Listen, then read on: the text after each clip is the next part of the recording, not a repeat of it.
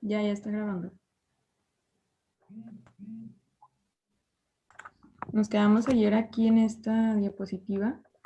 Nada más bueno, en sí es una interacción entre la citopatogenicidad directa y la respuesta inmunitaria del huésped. Entonces, el momento en el que entra el virus principalmente, va a haber una producción de citoquinas proinflamatorias con liberación de interferones, TNF, interleucina 6, lo que a su vez pues, va a desencadenar los síntomas generales. Entonces, estos van a producir inflamación y va a haber infiltrado de células mononucleares y se van a encontrar necrosis epitelial hasta en un 50% de los casos. Entonces, esta inflamación va a producir la oclusión de las vías aéreas y va a impedir pues, la entrada del flujo aéreo. Incluso dice que puede llegar a haber hiperreactividad prolongada hasta 6 semanas después de la infección por el virus.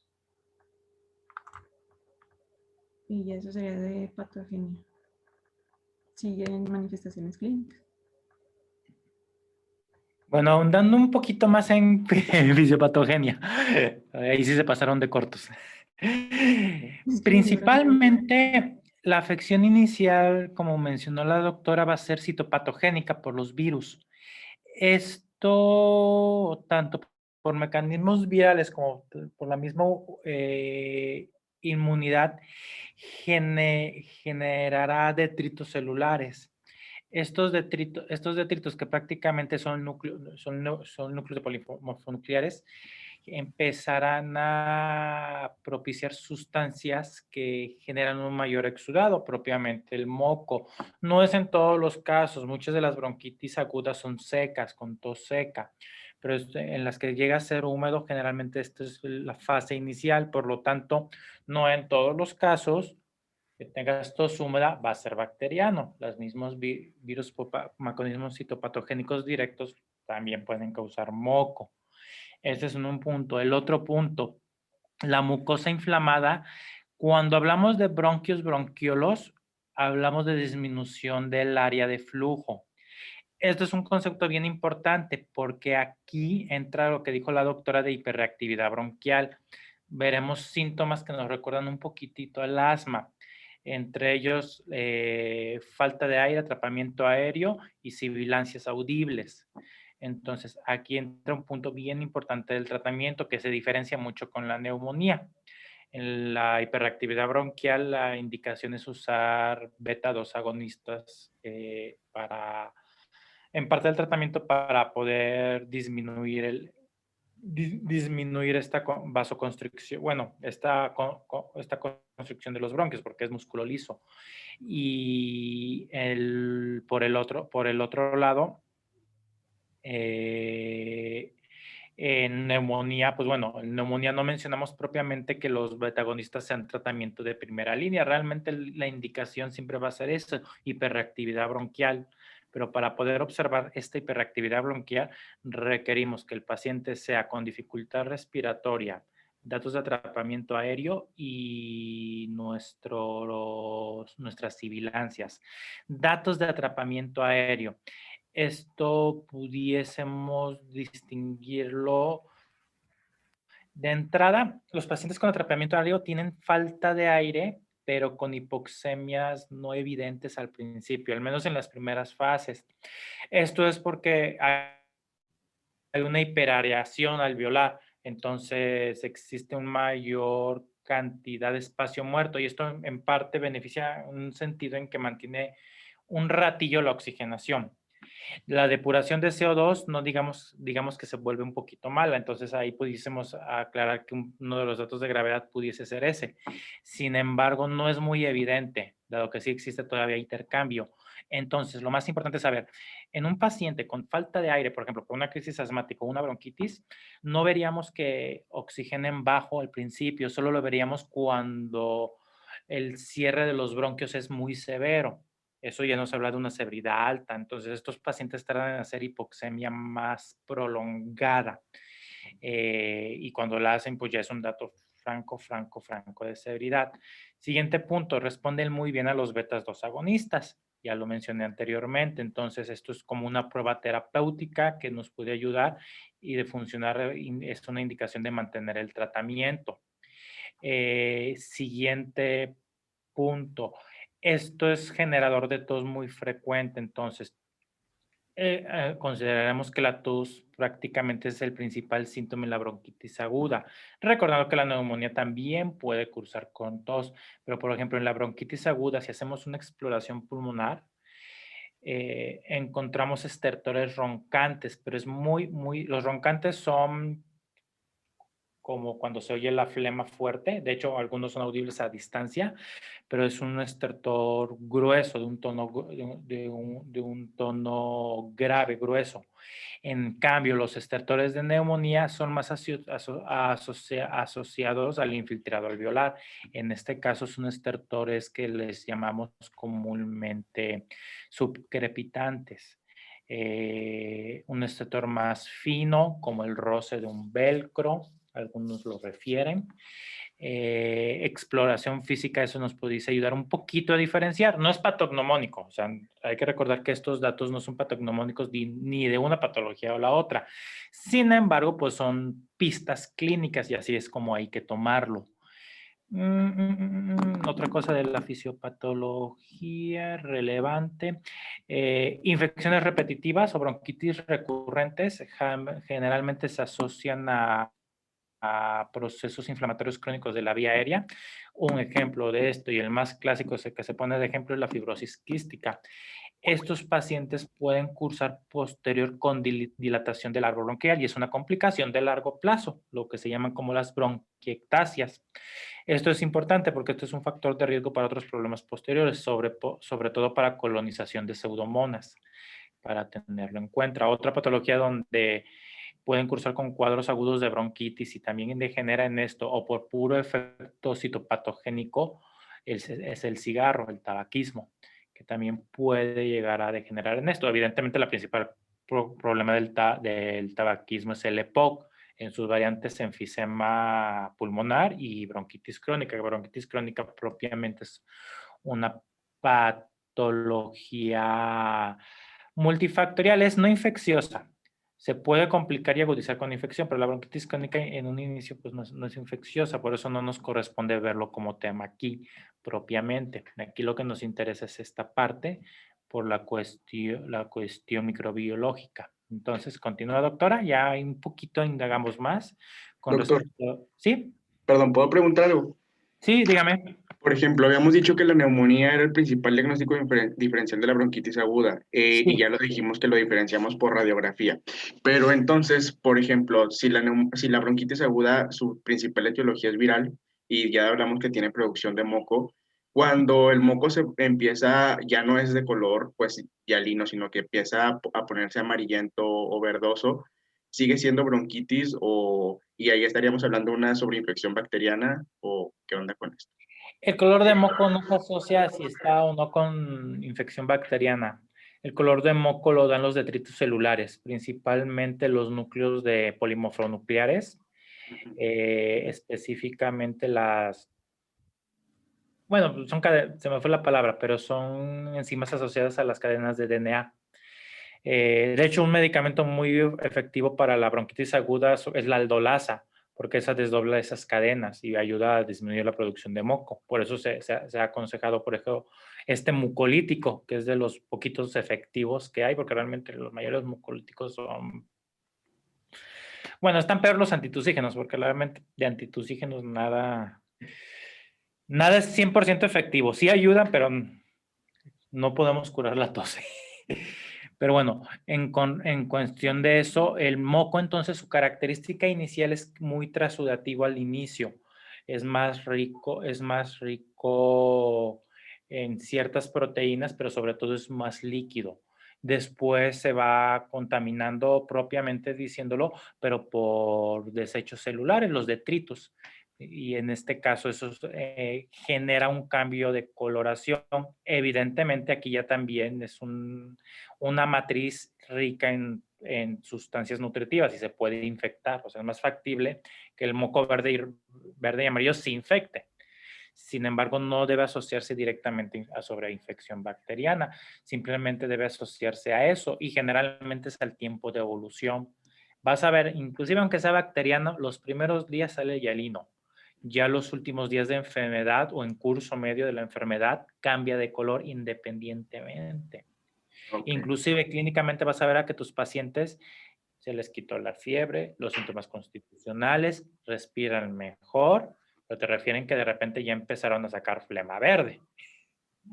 Aquí lo que importa es la clínica. Tu paciente no va a ir bien si persiste con fiebre, hipoxemia, falta de aire. No va a ir bien, ¿verdad? Ahí ya en un paciente de eso, si no va bien con tu tratamiento inicial, debes pensar que pues existe una viremia prolongada o ya una sobreinfección bacteriana, que lo segundo es más factible. Pero inclusive aunque sea más factible, por ejemplo, ahorita en COVID, los casos de superinfección bacteriana solo cubren el 3% de las neumonías por COVID. Así te lo pongo. Eso sí, de ese 3%, porque la mortalidad de neumonía por COVID es altita, del 15% de hecho, estamos hablando que casi los que son neumonías graves, ese porcentaje ya se eleva al 50% si sacamos la subpoblación, pero de todos los casos totales por neumonía de COVID, pues solo el 3% se sobreinfecta. Por lo tanto, y de hecho, la propuesta es ya no estar dando antibióticos a diestra y siniestra a este grupo de pacientes, sino más bien buscar criterios específicos. En este caso, para decidirlo, prácticamente el tratamiento de COVID ahorita es oxígeno y dexametasona, honestamente. Se puede entrar a protocolo experimental, eso ya es otro temita, pero sí, ahora COVID también puede causar un cuadro de bronquitis, de hecho por eso causa la tos. Ya lo vimos con coronavirus, que en principio de temas vimos que es un agente causal de bronquitis aguda cuando empezamos este tema. Y aquí va lo mismo, o sea, la hiperactividad bronquial es propiamente una reacción inflamatoria, tiene un componente citopatogénico o citotóxico por el agente causal. Sin embargo, el involucro principalmente de polimorfoluquiales, porque son los hijos de la fregada aquí, y de linfocitos T y citotóxicos son los que van a hacer esta hiperreactividad bronquial y esta secreción de moco, que es lo que nos va a dar toda la clínica. Pues listo, ¿alguna otra Mil pregunta? gracias, doctor. Muy bien, entonces continuamos. Ok, seguimos con manifestaciones clínicas. Bueno, algo como habían dicho al principio de esta clase, el doctor, que es algo característico de este cuadro, es que es un diagnóstico clínico. Entonces, pues algo importante que sobresale en esta enfermedad es que se va a manifestar con síntomas típicos del síndrome de resfriado común al principio y después aparece la tos y este se queda como el síntoma predominante. Entonces, la tos es un síntoma muy característico. Y bueno, normalmente este cuadro dura de 7 a 10 días. Sin embargo, en pacientes que son de mayor riesgo, puede prolongarse hasta 3 semanas o 21 días. Y bueno, algo que habían dicho hace rato es que la presencia de sibilancias es frecuente y esto porque más o menos como una tercera parte de las personas que tienen bronquitis también pueden presentar como comorbilidad asma. Entonces, por eso la sibilancias es frecuente y es por eso que en ellos los beta bloqueadores son útiles. La edad, las comorbilidades, el estado inmunológico y factores ambientales, principalmente como el humo del cigarrillo, también pueden influir en la gravedad del cuadro y es por eso que se recomienda quitar esto del ambiente o tomar medidas preventivas, pues, respecto al humo del cigarrillo. Y también dependiendo de cuál sea el agente específico que esté causando la enfermedad, se pueden caracterizar también otros síntomas. Por ejemplo, en el virus incitar respiratorio según la literatura, más frecuente causa sibilancias que otros virus como el de la influenza. Y también, por ejemplo, la fiebre es más predominante con el virus de la gripe. Si hablamos de, por ejemplo, Bordetella pertussis, pues el cuadro será característico, ¿no? Con la, la tos episódica e incontrolable. La tos de Mm, Bordetella, recordarán, microbiología tiene la denominación de la tos perruna. No es el único cuadro, ¿verdad? Pero es el más característico. Edilinti. es la tos quintosa, ¿verdad, Doc? Sí. Sí. Mm, ah, bueno, el diagnóstico de esta enfermedad, pues, es eminentemente clínico, ¿verdad? Sin embargo, se tiene que hacer un diagnóstico diferencial, principalmente con lo que viene siendo asma, EPOC y neumonía. Ah, por ejemplo, aquí aquí se ponen unas características de la neumonía que son fiables o sea, que hacen pues que si están presentes estos signos como taquicardia, una respiración arriba de 24 por minuto, una fiebre de mayor a 38, consolidación a la exploración, egofonía y fémitos, pues la neumonía pues es probable que esté presente o son signos sensibles de neumonía. Entonces, por eso que se tiene que hacer el diagnóstico diferencial con esta. Y, y bueno, un criterio aquí es que se debe considerar este diagnóstico de bronquitis aguda en pacientes que tienen una infección respiratoria aguda, manifestada principalmente por la tos, como les mencionaba, con o sin esputo, puede ser húmeda, bueno, productiva o no productiva, y no tiene que ser mayor de 3 semanas, porque por lo mismo que es aguda, ¿verdad? Si no pasaríamos, me imagino que cambia el criterio, ¿no? A más cronicidad, doctor. No, aquí el abordaje depende de que si es mayor de hecho, si es mayor de 2 semanas con tos, empiezas abordaje para otros agentes infecciosos, sobre todo tuberculosis pulmonar, que es el que por protocolo en nuestro medio debemos investigar primero por una tos crónica de 2 semanas. La definición de bronquitis crónica difiere de la aguda muchísimo. ¿Por qué? Porque esta debe recurrir una tos persistente de más de 3 meses de evolución en 2 años consecutivos. Y esta, recordemos, su fisiopatología se asocia a inhalación de sustancias inorgánicas lesivas, humo de cigarro, humo de leña, por ejemplo, que es lo clásico en nuestro medio, no siendo lo único, pero siendo lo más clásico. Es una patología no infecciosa. Se puede sobreinfectar. Le puede dar a un paciente con bronquitis crónica, le puede dar bronquitis aguda, o inclusive ser recurrente, le pueden dar bronquiectasia, le puede dar neumonía, pero es diferente. Aquí prácticamente esto es para el diagnóstico inicial, pero puedes encontrar un pacientito con datos de bronquitis aguda a las 3 semanas y que son los 21 días terminando. Es más difícil encontrarlo posterior porque los cuadros son muy nobles, remiten incluso algunos espontáneamente sin medicamento. Esa es una parte noble. La otra, el síntoma más evidente, pero también el que más persiste es la tos. La tos en cualquier infección de las vías respiratorias bajas te puede durar hasta 6 semanas. Entonces hay cuadros que se mal diagnostican como prolongados, pero realmente simplemente es un dato de hiperreactividad bronquial. O sea, es un proceso inflamatorio de la vía aérea persistente, pero no asociado ya a infección, simplemente pues desaparecerá. O sea, simplemente es más prolongado. Este tipo de pacientes, obviamente, su tratamiento continuará con inhaladores. Aquí pues nos apoyamos un poquito ya también de los corticosteroides, que en este caso de cronicidades son bastante efectivillos, la verdad. Pero más allá de eso, no. La definición de bronquitis aguda etiológica es porque pues, la infección no dura casi nunca más de 3 semanas. De ser así síntomas persistentes, primero hay que ver características de la tos. Si hay otro síntoma agregado, sobre todo cuando piensas tuberculosis, paciente con fiebre, tos de más de 2 semanas, sí debes pensar forzosamente tuberculosis y no dejar, simplemente es por el abordaje. No es más que nada porque te salgas del criterio diagnóstico. Te digo, muchos pacientitos los encontrarás con tos a las 5 o 6 semanas, inclusive. Simplemente tienes que detectar cuándo fue el inicio y cómo empezó y qué síntomas persisten. Si es así, es simple hiperreactividad bronquial. Ok. Dices, no se preocupe, o sea, tomes estos inhaladores, úselos, pueden dar antihistamínicos, incluso la utilidad es de por evidencia pareciera que es nula, la verdad, pero pues se los pueden dar.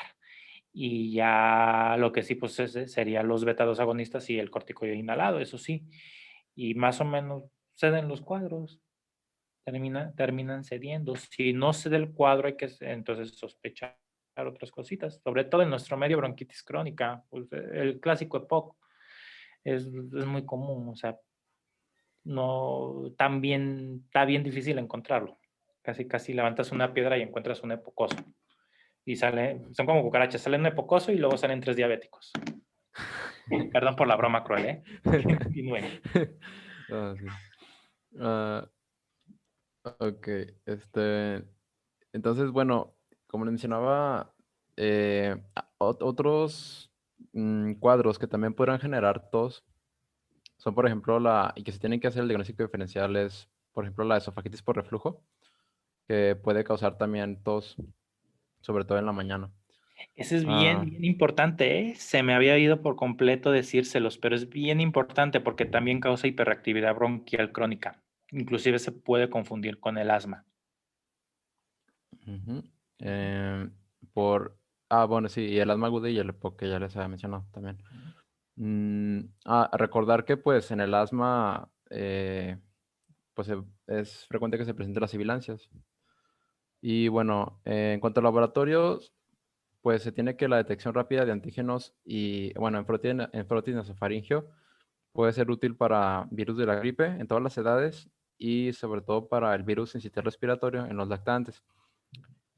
Y el cultivo tisular y sobre todo la PCR con transcriptasa inversa, sobre todo en otros patógenos víricos, pero en población adulta, sobre todo la PCR, porque se menciona que los cultivos tisulares realmente, aparte de que son difíciles, puede que no se aísle el agente.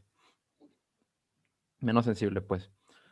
Eh, y para otros agentes, ¿verdad? Como Mycoplasma pneumoniae, puede ser con serología, IgM en suero o PCR, así también como para Bordetella pertussis y Chlamydophila pneumoniae también, con PCR o serología. También se describe que hay análisis de PCR múltiple rápido que pueden servir para facilitar más este proceso. Me imagino porque es como que, ¿cómo se dice? Nos lo habían mencionado en microbiología, que utilizan como que múltiples reactivos y puede que, vamos, la gente que estés muestreando, pues coincida con uno de los reactivos que tienes, ¿no, doctor? Estos son reacción cruzada, ya es más raro, sobre todo en PCR. Se han hecho, lo hablamos al principio del curso, ya se han hecho varias mejorías y prácticamente los parecidos de este tipo de reacción cruzada son más raras. Todavía hay pruebas que pues no, es inevitable, pero aquí ya es más rarito, ¿eh? Prácticamente en serología es donde puede haber esta reacción cruzada. Agente clásico que hace reacción cruzada es, por ejemplo, fiebre amarilla, no tiene que ver con los temas de ahorita, ¿verdad? Pero, por ejemplo, es el clásico, dengue y zika, las pruebas pueden tener reacción cruzada, por ejemplo, estos 3 agentes. En nuestro caso, para agentes respiratorios, ya es más difícil, la verdad. No dudo que pudiese pasar en algún, sobre todo en los inmunoensayos, pero ya es más difícil. Y bueno, aquí se mencionaba también la procalcitonina, sobre todo cuando es menor a 0.1 nanogramos por mililitro. Se puede utilizar para el manejo de la enfermedad y sobre todo para distinguir aquellos síndromes respiratorios agudos que no requieren antibiótico-terapia, porque según la literatura, la procalcitonina, bueno, su elevación de esta es más asociada a agentes bacterianos. Sí, fíjate que la procalcitonina de hecho es muy específica a producción de mononucleares, ¿ok? En este caso prácticamente son contra agentes extracelulares, por eso se asocia a bacterias. Sin embargo, ya habíamos mencionado en neumonía. Ahorita, si nos vamos a últimos guías, eso incluye bronquitis aguda, no la recomiendan para decidir inicio de antibiótico-terapia. Esto porque a pesar de que sea una infección bacteriana, las primeras 6, 8 horas de la infección, del proceso infeccioso incluso, puede ser negativa. Su elevación tarda. Por lo tanto, no es recomendable guiar el inicio. Como les mencioné en neumonía, se está viendo que es más útil para monitorizar la evolución o el éxito del tratamiento. Al menos eso es lo que se está, además de que pues en nuestro medio no es tan común. Resulta que como pues no realmente no te ayuda a detectar realmente de manera temprana las infecciones bacterianas, pues no tiene caso hacer a un paciente ambulatorio pruebas seriadas. Aparte de que le sale caro, el paciente se va a molestar porque le están picando y picando muestra de sangre. En nuestro medio sirve más como una prueba hospitalaria para observar evolución y respuesta a tratamiento. Entonces, te digo, yo lo último que he visto, por lo menos ya no está recomendado tomarla, en este aspecto, porque no es confiable de que si te sale negativa, dices, ay, me salió negativa, no voy a iniciar tratamiento antibiótico. No, Ujú. porque la verdad, te van a salir, ya viste la cantidad de veces que es viral pura, 90%. Te va a salir Sí, las 90% de las pruebas de procalcitonina negativas. Adelante, sí, doc. tendría un valor predictivo positivo muy bajo, ¿no? Exactamente. Mm, y bueno, de hecho sí, en general la GPC dice que no se recomienda la utilización pues de estas pruebas, por lo mismo, porque como sabemos que casi todas las causas son virales, y también porque la probabilidad de aislar a los agentes causales es baja. Entonces, Exactamente. por eso no se recomienda como parte del tratamiento iniciar, ¿cómo dice? No se recomienda iniciar de rutina tratamiento antibiótico, solamente sintomático. Sí, estas pruebas hay que conocerlas porque tienen fines epidemiológicos. En caso de un brote anormal, pues es cuando las empezamos a tomar. No es como un objetivo para diagnóstico individual, sino que pues si ya estás viendo algo normal en una población, de esta manera tratas de aislar en la mayoría de individuos para ya determinar que exista un brote, como lo que sucedió en el coronavirus. O sea, los pacientes empezaron con bronquitis y neumonías, vieron que no salían los cultivos de bacterias, en las neumonías vieron que no salían los cultivos de bacterias positivos, pues ya empezaron a buscar virus específicos, detectaron que eran coronavirus y ya pues ellos como ya tenían problemas con el SARS en el 2002, pues decidieron hacer secuenciación genética y se dieron cuenta que era un virus nuevo, así de sencillo. Entonces te digo, estas pruebas es importante conocerlas porque son con fines epidemiológicos, pero para uso cotidiano, efectivamente no es de utilidad en esta patología. Por eso es muy Ok. clínica. Y bueno, el tratamiento, pues sí, es sintomático y se va a dirigir a aliviar los síntomas respiratorios superiores molestos, la tos y la respiración sibilante. Entonces, el tratamiento rutinario con antibióticos, pues sí, no está justificado y debe ser individualizado debido a que solamente el 5 o 10% son de origen bacteriano. En la tosferina, pues se recomienda el uso de macrólidos o tetraciclinas, sobre todo de macrólidos. Mm, En pacientes seleccionados con sibilancias, es decir, en quienes presenten este síntoma, pues sí son de utilidad los broncodilatadores beta-2 agonistas, ¿verdad? Como el salbutamol. Y en pacientes que no lo tienen, pues no. No son tanto de utilidad, solamente en aquellos que sí tienen sibilancias les ayudará más. Los Bueno, aquí, antitusí... perdón, doc, te interrumpo, Sí. los tips.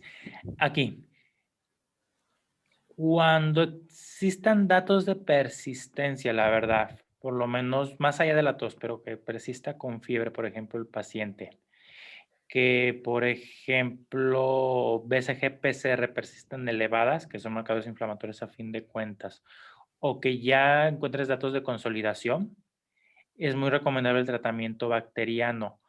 Macrólidos y tetraciclinas en casi todos los casos de bronquitis aguda es recomendable, no solo por la asociación a tosferina, sino que ya vimos que de los agentes bacterianos asociados a bronquitis agudas son las dichosas bacterias atípicas, que son atípicas en neumonía, ¿verdad? Como Mycoplasma pneumoniae y clamidia, por ejemplo. Entonces, en ese sentido, todas son sensibles a estos dos grupos de medicamentos. Por eso resulta útil. Por eso también se contemplan en las guías de neumonía que ya las revisamos. El inicio, sobre todo, aquí estamos diciendo que es cuando los cuadros se confunden un poquito, ¿verdad? Pero si se ven los tratamientos, se mantienen similares. ¿Por qué? Porque los agentes causales, aunque son menos frecuentes, bacterianos en bronquitis, pero se mantienen similares. A fin de cuentas, todas las agentes virales, si te das cuenta, no, bueno, si se dan cuenta todos, no existe un tratamiento para estos agentes virales, es puramente sintomático. Con respecto al broncoespasmo, como mencionamos, la bronquitis aguda, al igual que el asma, puede cursar con broncoespasmo. El primer tratamiento de elección son los beta-2 agonistas, pero aquí va el tip extra. Mayor potencia y utilidad tienen los beta-2 agonistas combinados. Por ejemplo, el famoso Conviven Respimat. Este tiene salbutamol con bromuro de ipratropio. Este resulta ser bastante útil. Se puede usar en agudo. Existen otros beta-2 agonistas combinados, como el glicopirrolato, por ejemplo. Pero estos son de una acción más prolongada. La utilidad está en que son menos dosis, pero en evento agudo, el clásico por rapidez de función es el salbutamol. Los otros también son útiles, se pueden usar. Glicoperrolato es, por ejemplo, de los más nuevos, pero también de los más caros. Siguiente punto, no está indicado de manera inicial usar los inhaladores con esteroides como la beclometasona, ¿ok?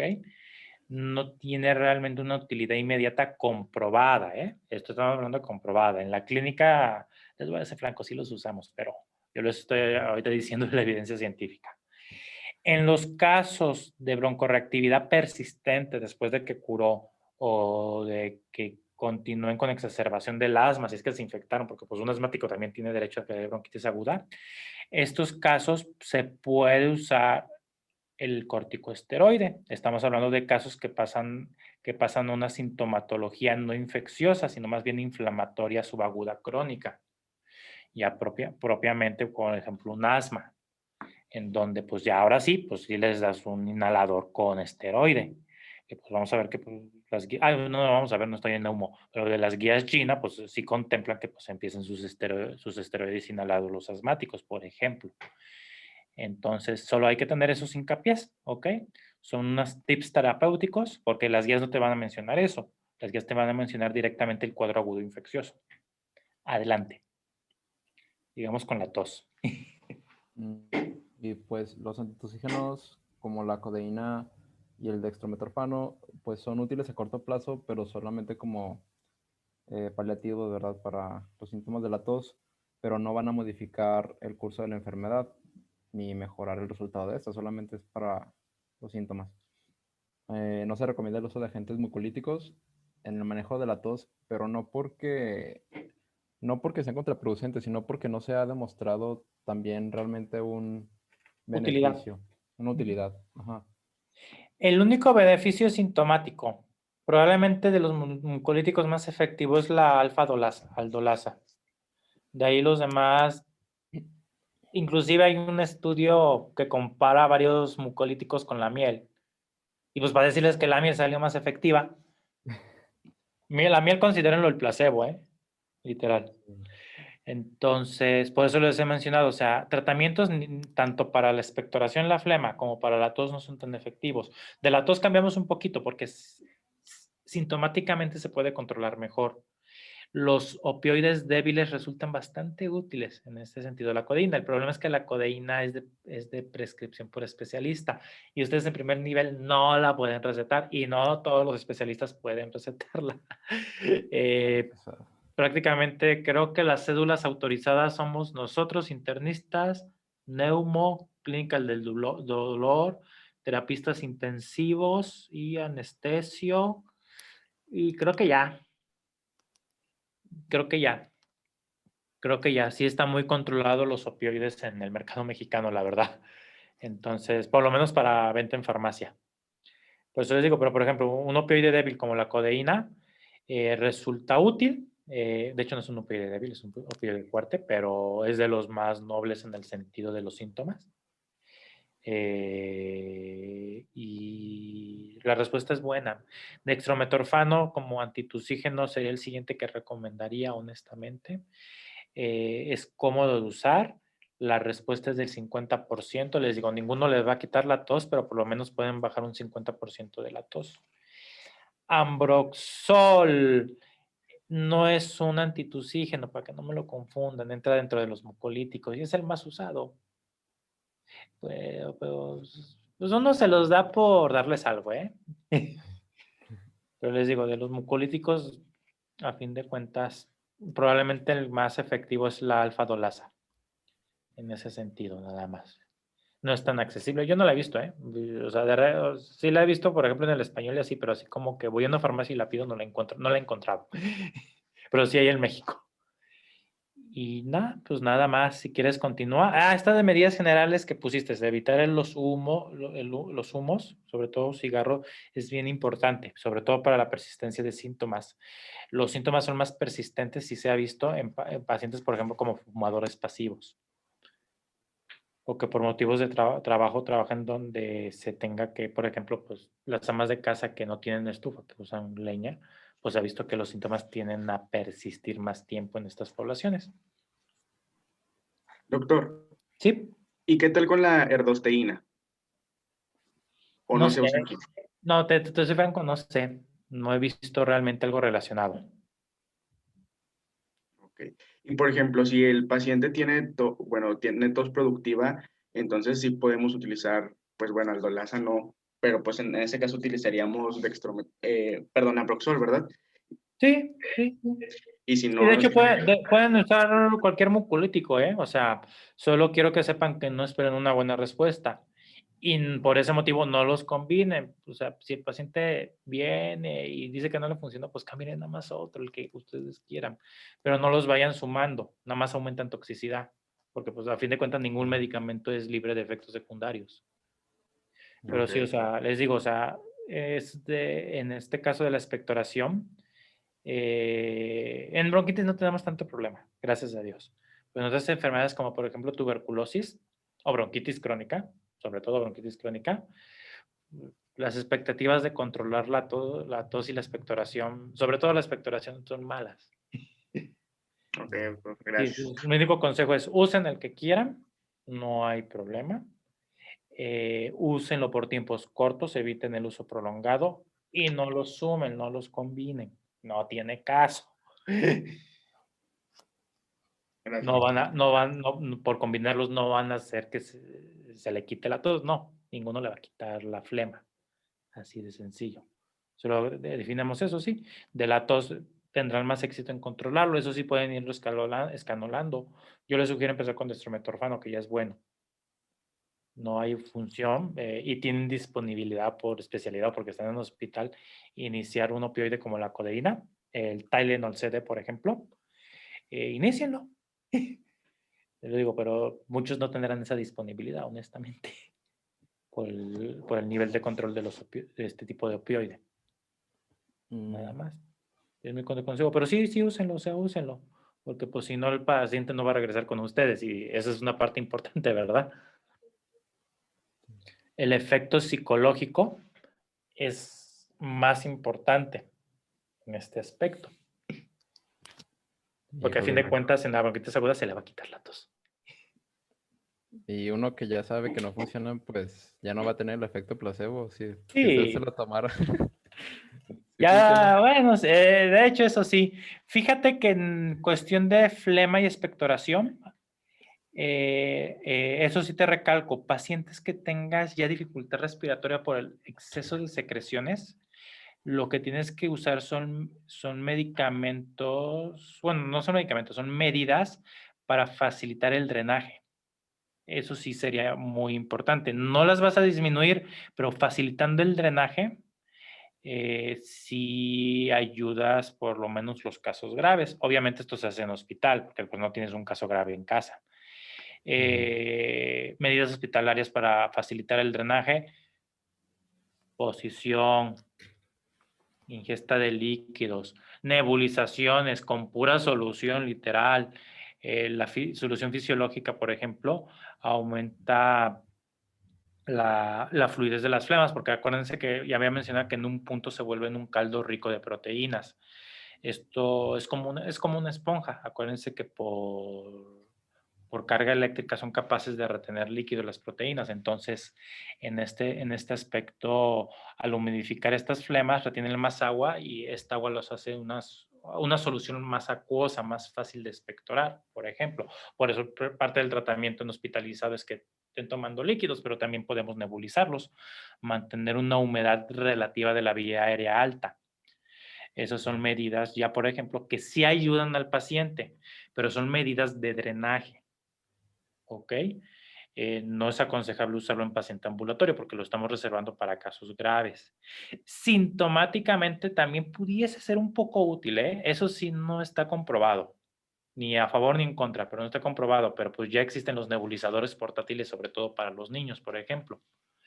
Y su utilidad real, porque sí son útiles, está en poder administrar salbutamol inhalado. Es más efectivo nebulizado que el inhalado. Eso es un hecho.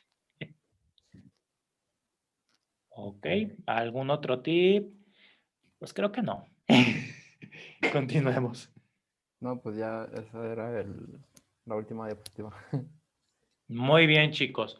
Entonces, este tema es una enfermedad generalmente de curso leve, ¿ok? De buen pronóstico en la mayoría de los casos. Los pronósticos varían cuando se complica.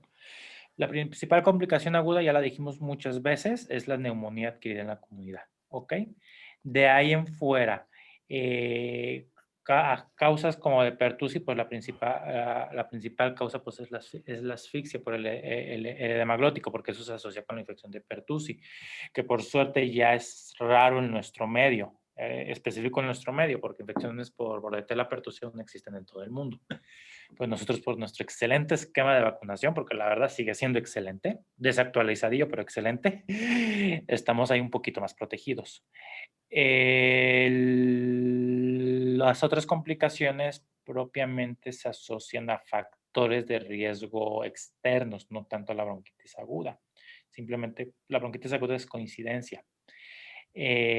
Propiamente estamos hablando de patologías como bronquitis crónicas, bronquiectasias, fibrosis quística, EPOC de cualquier otra índole. Son pacientes o grupos de población susceptibles de complicarse con este cuadro, ¿ok?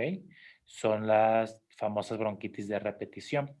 Inclusive en bronquitis crónica, la del EPOC, hay una clasificación para estos pacientes, la famosa, bueno, no sé si lo vieron en Neumo, la famosa clasificación de Antonisen, que te ayuda a decidir qué pacientes con EPOC cursan con bronquitis aguda agregada para iniciarles terapia antibiótica.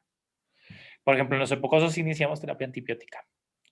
Ellos sí, por sus factores de riesgo. Por ejemplo, ese grupo de población específicamente, aunque sea una exacerbación de bronquitis crónica, porque así se llama, ellos sí les iniciamos terapia antibiótica, por ejemplo, eso sería una excepción a la regla.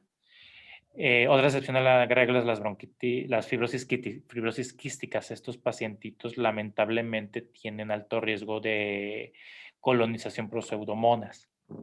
Entonces, también iniciamos terapia antibiótica y también varía de la terapia clásica, un poquito. Dependiendo del cuadro clínico decidimos, pero sí hay que considerar muchas veces quinolonas para pseudomonas en este grupo de pacientes. Son las pequeñas, como que dice, excepciones a la regla del tema. No vienen especificadas porque ya son, como quien dice, poblaciones especiales. Hablaremos de esto un poquito cuando hablemos de patologías en inmunocomprometidos. Pero les digo, estas son poblaciones especiales que se salen un poquitito de las guías. Y nada más, chicos, creo que es todo. Me acaba el tiempo de la clase. De aquí, ¿qué sigue? Seguía neumonía, creo, ¿no? Que ya la dimos. ¿Qué más sigue? Sigue bronquitis crónica. ¿Viene bronquitis crónica? Sí, Doc. Ay, según yo no la íbamos a ver. Bueno, ya no me acuerdo de su temario. Dame un segundo. Todavía no está lo del calendario, ¿verdad, doctora? No, doctor, pero ya hoy lo termino. Y tú tranquila. Es que sí, porque digo, ya lo tengo que revisar para también adaptarlo, porque te digo, hay temas específicos que voy a tratar de recortarlos y otros temas que pues no me queda otra más que alargarlos, sobre todo micobacterias. Está bien. Pero el lunes vamos a tener reunión los de 10º con los directivos a las 12. Ok, bueno, pues ni modos. Pues no, ni modos, no habrá clase. Como quiera, mañana nos vemos normal, ¿ok?